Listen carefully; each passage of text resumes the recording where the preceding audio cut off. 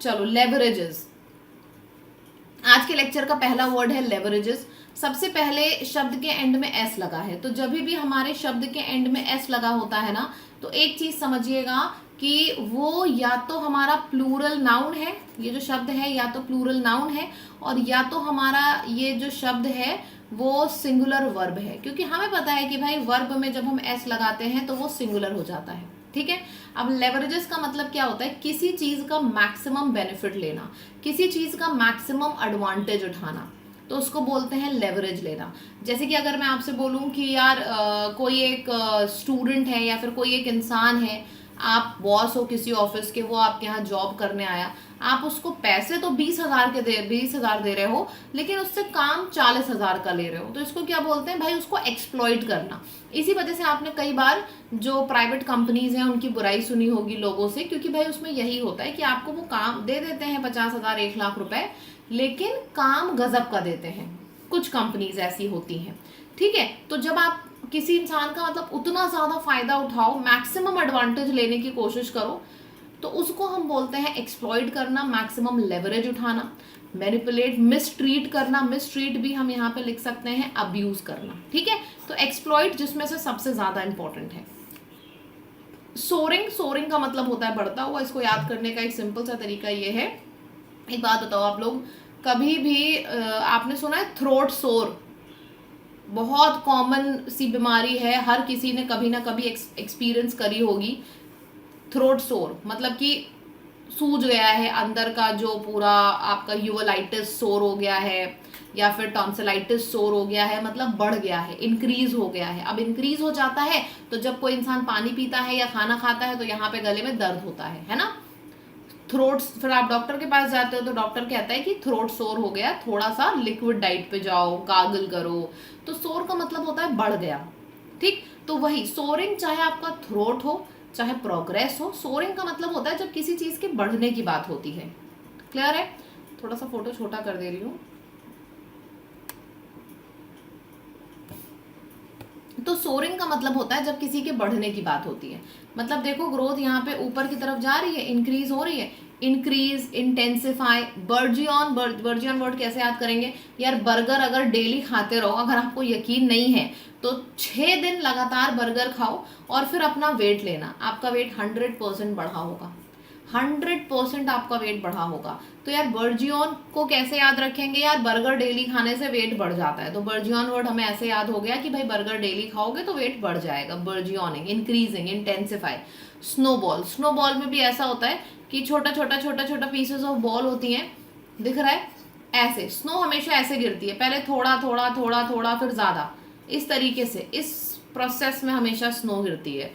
ठीक है, तो स्नो बॉल हो गया। अक्यूमुलेट, तो ये सारा हमारा हो गया कि सोरिंग का मतलब किसी भी चीज को सोरिंग क्या बोलते हैं? कोई चीज बढ़ी हुई हो। Increase, intensify, burgeon, snowfall, accumulate, soaring, इन सब का मतलब होता है। जिसमें से मैंने बर्जियन वर्ड कैसे याद कराया कि भाई कोई इंसान बर्गर डेली खाता है तो यार उसका वेट बढ़ ही जाता है। और स्नो बॉल कैसे याद कराया कि स्नो गिरती है ना छोटा छोटा छोटा करके फिर बहुत ज्यादा की तरफ। क्लियर है? तो इसको बोलेंगे। बहुत बढ़िया, आगे बढ़ते हैं। इसका उल्टा क्या होता है? इसका उल्टा होता है ग्रोथ नीचे की तरफ जाना। और ग्रोथ नीचे की तरफ जाने को हम क्या बोलेंगे? सबसे पहले तो मुझे डी से शुरू होने वाले 4 से 5 शब्द बताओ जिसका मतलब होता है ग्रोथ नीचे की तरफ जाना। सबसे पहले देखो, इजी इजी करते हैं। Diminish, diminish, decline, decay, diminish, decline, decay, decrease.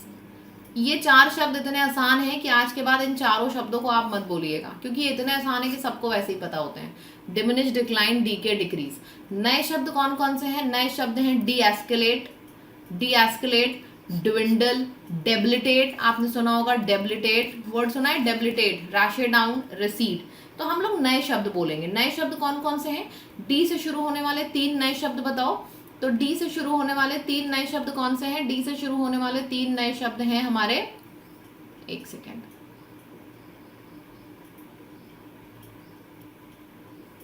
D से शुरू होने वाले 3 नए शब्द कौन से हैं? तो डी से शुरू होने वाले नए शब्द हैं, एक तो डी एस्केलेट हो गया, एक ड्विंडल हो गया और एक डेबिलिटेट हो गया।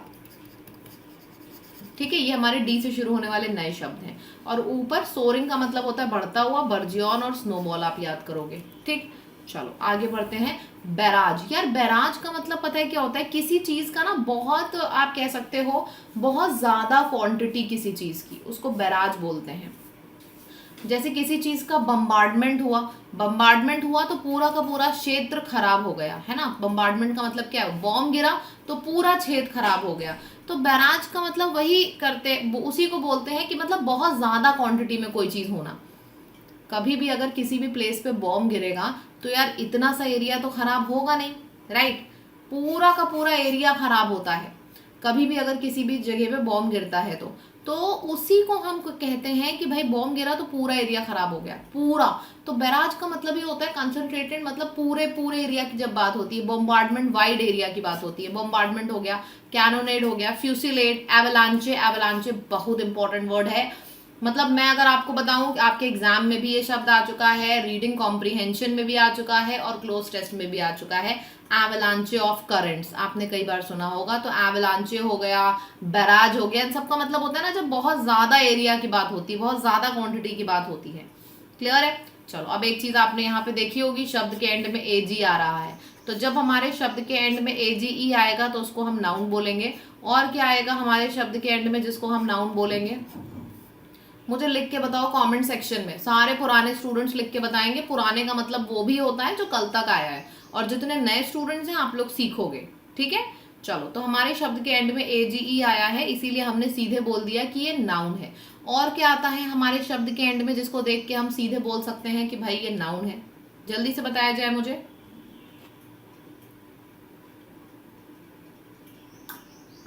एवलांचे तो आइस वाले एरिया में आता है ना, हाँ बिल्कुल आइस वाले एरिया में आता है।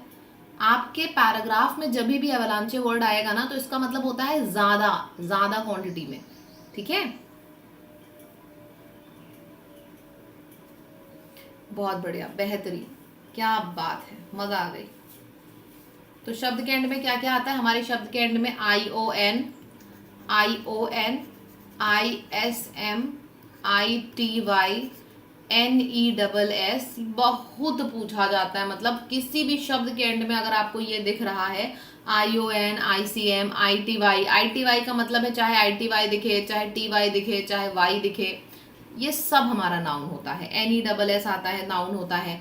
ANCE नाउन होता है। तो ये सब हमारा नाउन होता है, राइट। रिवाइटल, जियो जी भर के, कितने किसने किसने ये ऐड सुना है?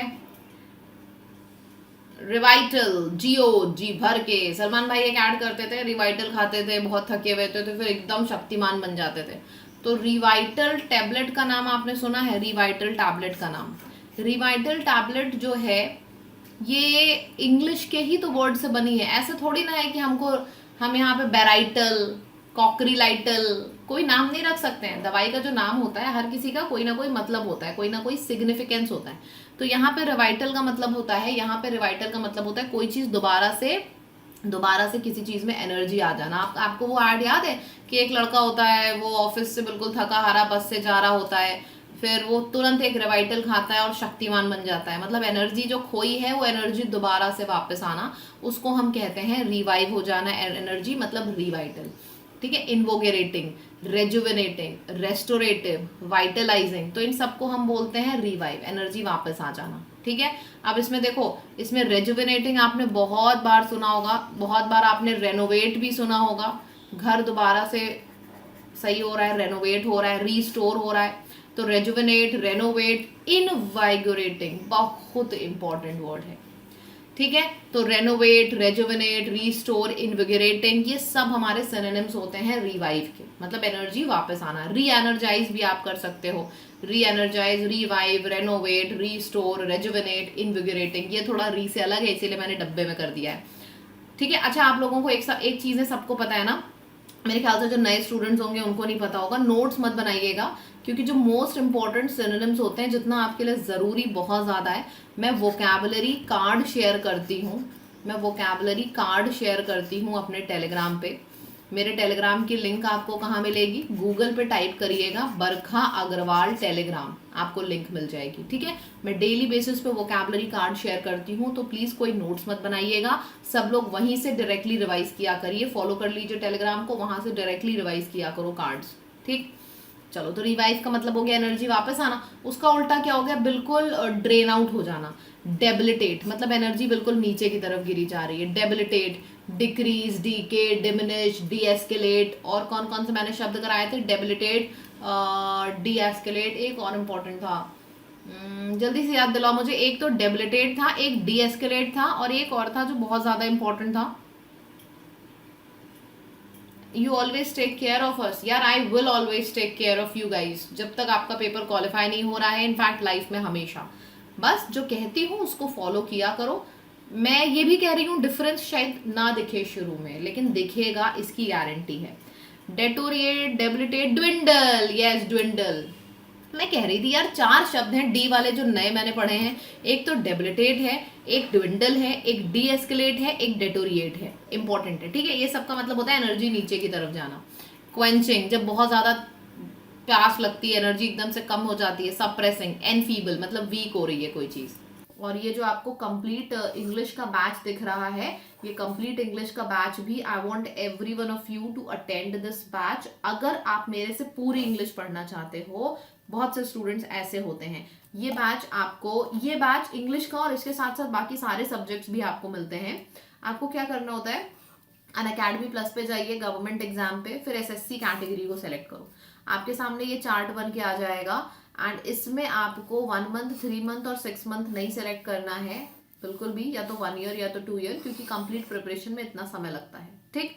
एंड कोड आपसे पूछेगा, तो this is your code study. अच्छा, एक चीज मैं और बता दूं, कुछ लोग होंगे जिनको एसएससी का सब्सक्रिप्शन नहीं लेना होगा, बाकी किसी कैटेगरी का सब्सक्रिप्शन लेना है, अपनी कैटेगरी सेलेक्ट करके ले लो। इंडिया के टॉप एजुकेटर्स आपको यहाँ पे मिलेंगे, ठीक है। Bye bye.